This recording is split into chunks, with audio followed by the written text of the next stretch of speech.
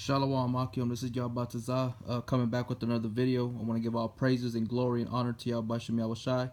Double honors to the elders of Great Millstone. Much love and respect to you brothers out there doing the work in sincerity and truth. Alright, today's video, I just want to basically get into the law, statutes, and commandments that they were only given to Yahawah, which that's the Hebrew way of saying Israel. He is a prince of power. Okay, this is in the book of 2nd Esdras chapter 9 verse 31. It says, "For behold, I sow my law in you, and it shall bring fruit in you, and ye shall be honored in it forever." Right? So the law, statutes, commandments were given unto the Hebrew Israelites. All right, the children of the Most High. All right, even though they went astray, though we went astray, but we're coming back to our true heritage, man. And we're coming back with the Most High's Spirit. And slowly but surely, he's rewriting the laws on our hearts, man, and our minds. Okay, not on tablets, and stone that are of stone.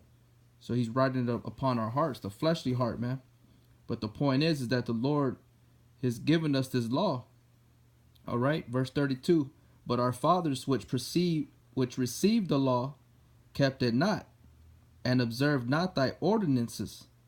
And though the fruit of thy law did not perish, neither could it, for it was thine."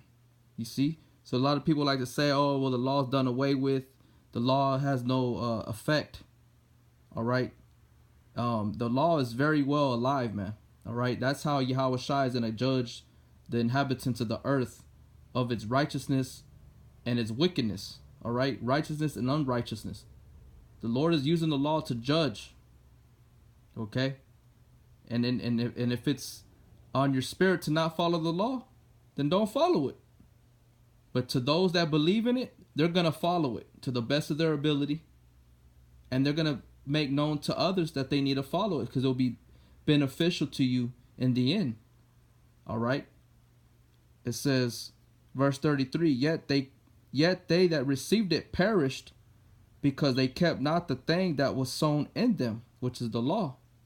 Okay, which is just basically obeying what the Most High said to do. All right. "And lo, it is a custom, when the ground has received seed, or the sea a ship, or any vessel meat or drink, that being perished where it was sown or cast into, that thing also which was sown or cast therein, or received, doth perish, and remaineth not with us. But with us it hath not happened so. For we that have received the law perish by sin, and our heart also which received it." You see, so men, die and they go away. They go back to the earth, flesh, and the spirit returns back to Yahawah. But the law still remains, man. It's still in effect. All right. It tells you that in Matthew chapter 5, man. Let me go ahead and bring that out real quick. Right here in the sword real quick. Let me find it where it's at. I didn't have it lined up, but it just popped up to me, in the spirit. All right. This is the book of Matthew chapter 5, verse 17. "Think not that I come to destroy the law or the prophets. I am not come to destroy, but to fulfill. For verily I say unto you, till heaven and earth pass, one jot or one tittle shall in no wise pass from the law, to all be fulfilled." So the law is always going to remain in effect, man. All right. You can try to come up with whatever fable, whatever old wise fable, whatever trickery doctrine that you try to come up with to try to disannul the law, statutes, and commandments, but the commandments are always going to be here, man. That's how that's there for you to show you if you're going off, if you're sinning. All right. Going back to 2nd Esdras 9 and 37.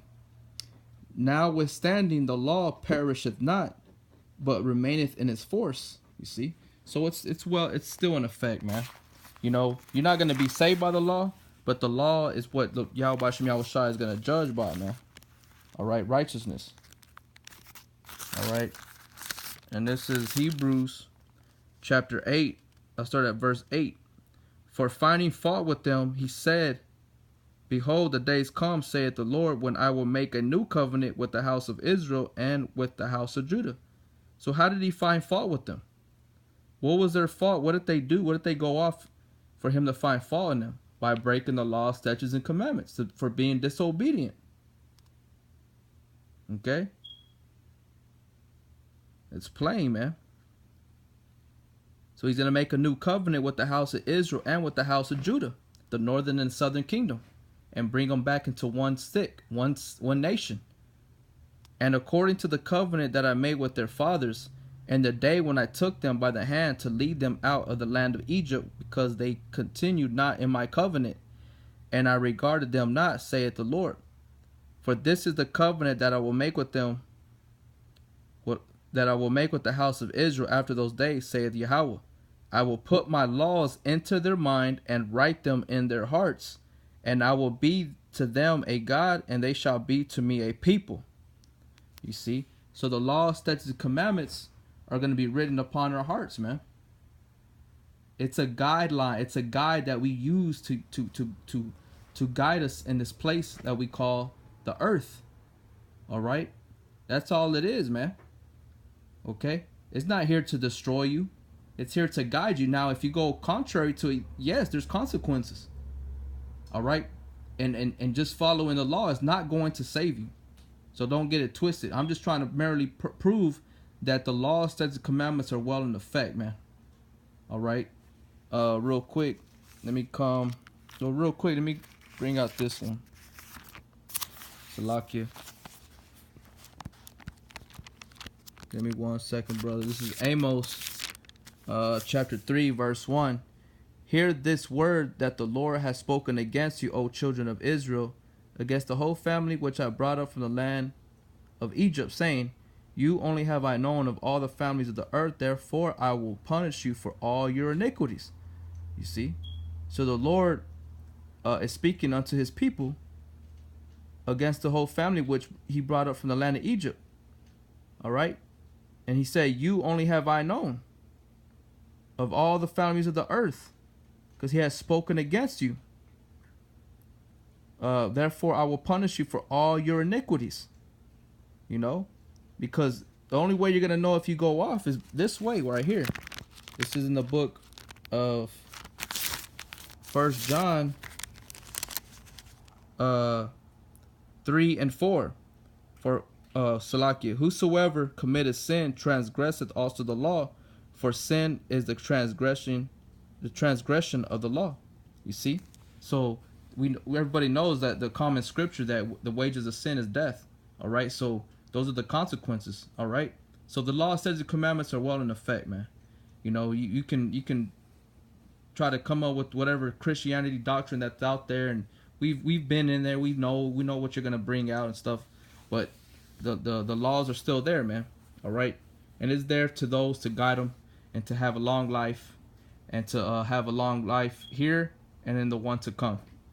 All right, but I hope it was edifying, brother. I don't want to take too long. I want to give all praises and glory and honor to Yahawah. Double honors to the elders, great millstone. Much love and respect to you brothers out there doing the work of sincerity and truth. Till next time, shalom.